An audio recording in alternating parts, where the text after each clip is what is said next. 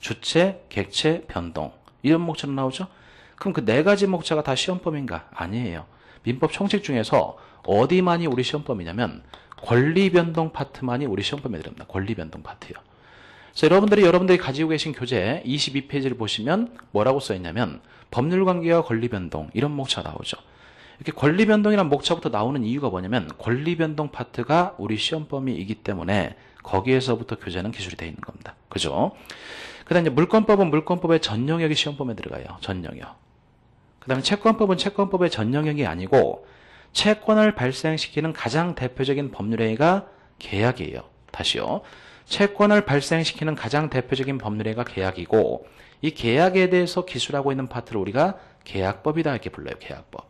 그래서 채권법은 채권법의 전 영역이 시험범위가 아니고 그 중에 계약에 대해서 기술하고 있는 계약법 파트, 이 파트만이 우리 시험범위에 들어갑니다. 그래서 우리 시험범위는 민총의 권리변동과 물권법과 계약법 이런 것들이 시험범위고 여러분들도 교재를 보시면 첫 번째 민법 총칙 나오고 그 다음에 물권법 나오고 그 다음에 채권법이라는 단어 대신에 뭐가 나옵니까? 계약법이라는 단어가 나와요. 그래서 이런 것들을 이제 이런 순서대로 쭉 공부하시게 될 겁니다. 그 다음에 이걸 공부하신 다음에 이건 이제 민법이잖아요. 이건 민법이죠. 이걸 공부하신 다음에 추가로 이제 뭘 공부하셔야 되냐면 이번 달에는 민사특별법을 공부하셔야 돼요. 민사특별법.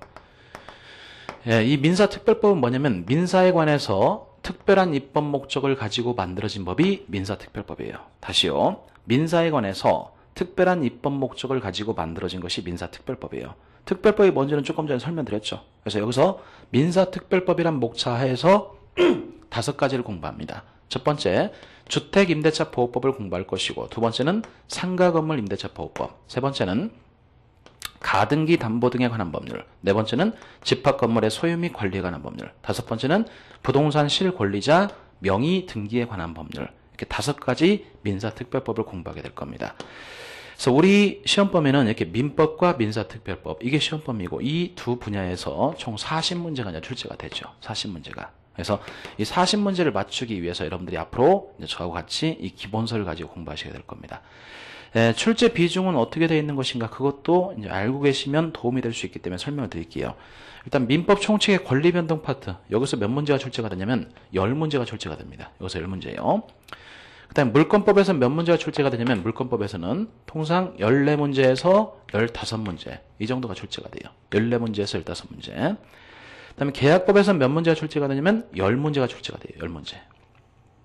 계약법은 양이 굉장히 작아요. 양은 작은데 출제되는 문항수는 상당히 많네요. 그죠? 그래서 물권법은 양이 많고 그러다 보니까 문제도 많이 출제가 되는 것이고요. 그 다음에 이 민사특별법에서 통상 몇 문제가 출제가 되냐면 5문제에서 6문제, 5문제에서 6문제 이런 식으로 해서 이제 40문제 문제 구성이 되는 겁니다.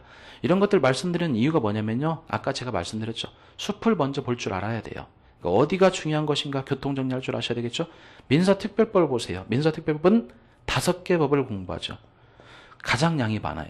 가장 양은 많은데 출제되는 문항수는요. 가장 적네요. 그죠? 그런 것들 미리 알고 들어가시면 공부할 때 강약 조절할 수 있잖아요. 그래서 말씀드리는 겁니다. 그래서 일단은 여러분들은 공부하실 때 민법을 완성시키려고 노력을 하세요. 민법이요.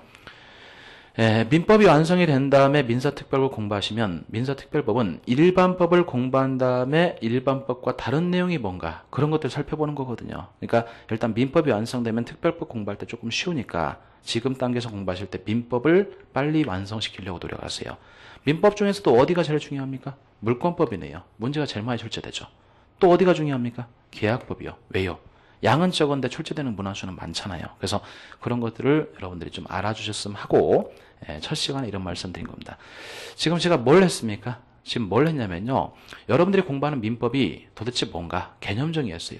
민법은 사인과 사인 간의 법률관계를 규율하고 있는 일반법이다. 개념정의하면서 민법은 처음부터 끝까지 권리에 대해서 공부하는 것이기 때문에 권리가 뭔지를 설명드렸고 이런 권리는 어떤 것들이 있는가 봤죠? 그 다음에 권리 변동을 야기시키기 위해서 이제 어떤 것들이 있는가 그런 것들을 이제 앞으로 공부하게 될 것이고 그래서 이제 목차를 한번 짜드렸어요. 목차. 민법에서는 이런 걸 공부합니다. 목차를 짜드렸고 그 다음에 여러분들 시험범위는 그럼 어떻게 될 것인가 시험범위 말씀드렸죠. 그래서 이런 것들을 먼저 첫 시간에 알고 들어가시면 공부할 때 조금 쉽기 때문에 그래서 이제 이런 말씀을 드리게 된 겁니다. 일단 오리엔테이션은 뭐 이 정도 하고요. 이제 본 강의를 들어가게 될 건데 기본서 가지고 일단 몇 가지만 더 말씀을 드리고 이제 본 강의를 좀 들어갈게요. 잠깐 이쪽을 보시죠. 우리가 11월 달, 12월 달 입문 강의를 진행했었죠. 11월 달, 12월 달 강의가 뭡니까? 이게 입문 강의예요. 입문 강의요. 그 다음에 지금 우리가 어떤 강의를 들어갑니까? 1월 달, 2월 달 강의 들어가죠. 이게 뭐냐면 기본 이론 1순환 강의입니다. 기본 이론 1순환 강의요. 그 다음에 이제 우리가 또 3월 달, 4월 달에 기본 이론 2순환 강의를 들어가겠죠. 그 다음에 5월 달, 6월 달에 기본 이론 3순환 강의요. 이런 식의 강의가 들어가는데 일단 11월 달, 12월 달 입문 강의 진행하면서는 여러분들이 어디에 포인트를 두고 강의를 들으시라고 제가 말씀드렸냐면 혹시 기억나십니까? 일단 말귀가 트여야 됩니다. 이 말씀드렸죠? 말귀요. 그러니까 앞에서 떠드는 인간이 어떤 얘기를 떠들고 있는지 이해하려고 자꾸 노력을 하셔야 돼요. 이렇게 말귀가 트이면서 낯설은 법률 용어들이 여러분들 것이 되는 거. 이게 11월, 12월 달 강의 목표였어요. 그래서 이때는 뭐라고 제가 말씀드리냐면 될 수 있으면 강의를 많이 들으세요. 들은 강의 또 듣고 들은 강의 또 듣고 최소한 3번 이상 들으셔야 됩니다. 이렇게 말씀드렸죠? 3번 이상 강의를 들으신 분들은 이제는 법률 용어가 조금 익숙해지셨을 거예요. 그럼 그런 분들은 이제 어떤 작업을 진행해야 되냐면 이제 기본서를 읽으셔야 돼요. 기본서. 그래서 이제 기본서 가지고 강의 진행하는 것이 기본 이론 1순환 강의죠. 이건 이제 기본서 가지고 강의를 진행할 건데 강의 진행할 때 저는요 철저하게 기본서 위주로 강의 진행할 거예요. 철저하게 기본서 위주로요. 왜냐하면 저희 강사들끼리 하는 얘기들이 있어요. 강사들끼리 하는 얘기. 기본서는 필합격 이렇게 표현을 합니다. 이에 반해서 요약집은 운합격 이렇게 표현해요. 그러니까 여러분들이 요약집 얇은 책을 가지고 공부하시다 보면 책이 얇다 보니까 부담이 없고 부담이 없다 보니까 자꾸 편해지게 느껴지는 것이고 편하게 느끼다 보니까 자꾸 그거를 보려고 하는 이게 인간의 심리잖아요. 근데 그렇게 하시다 보면 운 좋은 합격하고 운 나쁨 떨어지는 거예요. 그건 운합격이에요. 근데 기본서는 저희들이 얘기할 때 필합격이라고 표현을 합니다. 지금 여러분들은 기본 이론 첫 순환 첫 번째 강의를 듣고 있죠. 그러니까 첫 단추를 잘 깨야 될 것이고 그러니까 편하게 공부하려고 하지 마시고 편하게 공부하면 편하게 떨어집니다. 그렇게 하지 마시고 철저하게 기본서 위주로 공부하세요. 그래서 지금부터 이제 기본서하고 친해지셔야 됩니다.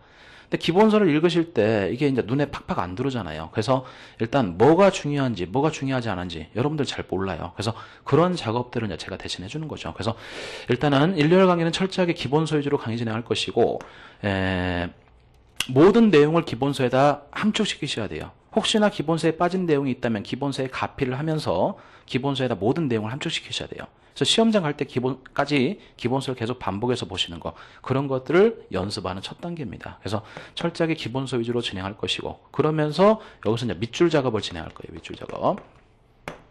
그럼 밑줄 작업을 도대체 어떤 것들을 밑줄 치는 것인가? 이것도 이제 알고 계셔야 되기 때문에 제가 설명을 드릴게요. 이 설명도 드릴게요. 보세요. 국가에서 보는 시험은 공인중개사 시험만 국가에서 시행하는 게 아니죠. 국가에서 보는 시험은 굉장히 많습니다.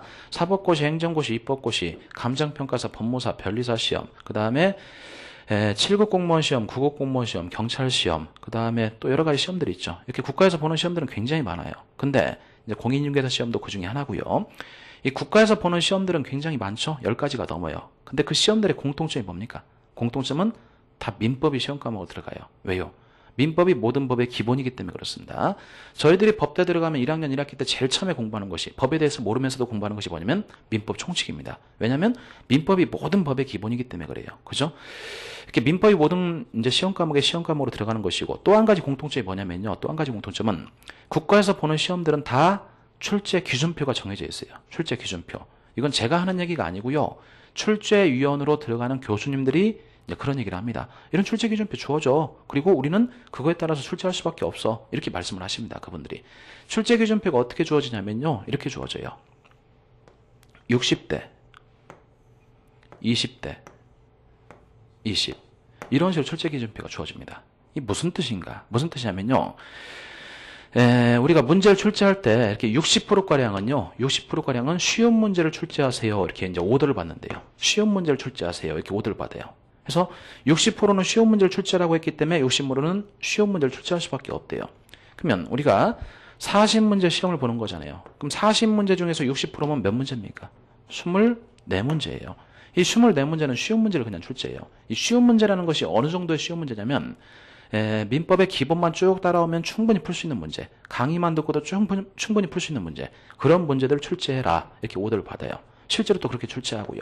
그 다음에 20%는 어떻게 출제할 것인가? 20%는 조금 어려운 문제, 난이도 있는 문제, 쉽게 풀 수 없는 문제를 출제하세요. 이렇게 오더란데요. 그럼 20%는 몇 문제입니까? 40문제 20%니까 몇 문제겠어요? 8문제가 어려운 문제예요. 이 8문제는 쉽게 풀 수 없는 문제, 어려운 문제를 출제한다는 겁니다. 그럼 이건 왜 이렇게 어렵게 출제합니까? 이렇게 물어봤더니 난이도 조절을 위한 거래요. 그러니까 조금 공부한 사람하고 많이 공부한 사람하고 점수가 똑같으면 안 되잖아요. 그러다 보니까 점수 차를 두기 위해서 난이도 조절을 하기 위해서 8문제는 어렵게 출제한다. 이렇게 설명합니다. 그리고 나머지 20%는요. 그럼 나머지 20% 이건 몇 문제입니까? 똑같이 20%니까 이것도 8문제가 되겠죠. 이 8문제는요. 꼭 기억하세요. 이건 처음부터 틀리라고 맘먹고 출제하는 거예요. 처음부터 틀리라고 맘먹고. 그러니까 아예 틀리게 만들려고 출제하는 것이 8문제예요. 그럼 틀리라고 맘먹고 출제하는 것은 왜 이렇게 틀리라고 맘먹고 출제하는 것인가? 이유는 간단해요. 국가에서 시험을 봤는데요. 만점짜리가 수두룩해요. 만점짜리가 수두룩하면 이 문제를 잘 출제한 겁니까? 잘못 출제한 겁니까? 잘못 출제한 거죠. 그죠? 그러니까 만점을 못 받게 하기 위해서 아예 처음부터 틀리라고 맘먹고 8문제를 출제한대요. 틀리라고 맘먹고. 그러다 보니까 이런 8문제는 어떻게 출제하겠습니까? 교재에 안 나와 있는 것들이요. 책에 안 써 있는 것들, 교재에 안 나온 것들 또는 아주 굉장히 지엽적인 판례, 이 지엽적인 판례나 교재에 안 나온 내용들 이런 것들 가지고 이제 문제를 출제하는 것이 8문제입니다. 그러면 이 틀리라고 맘먹고 출제하는 거, 이 8문제는 여러분들이 맞출 필요가 있어요? 없어요? 없어요. 처음부터 틀리라고 맘먹고 출제한 거잖아요. 그러니까 이런 것들은 가볍게 틀려주면 되는 거예요. 가볍게. 그럼 여러분들은 뭘 맞춰야 됩니까? 여러분들은 이 24문제하고 8문제 이런 것들은 충분히 맞출 수가 있어요. 공부를 하시다 보면. 근데 여러분들이 이제 공부를 하시다 보면 점수가 안 나오는 이유가 거의 대부분의 수험생들이요. 이거를 이렇게 이제 말씀드렸음에도 불구하고 여러분들이 생각을 해보세요. 이 60%가 1번이라고 가정해 볼게요. 추가 20%가 2번이라고 가정해 볼게요. 그 다음에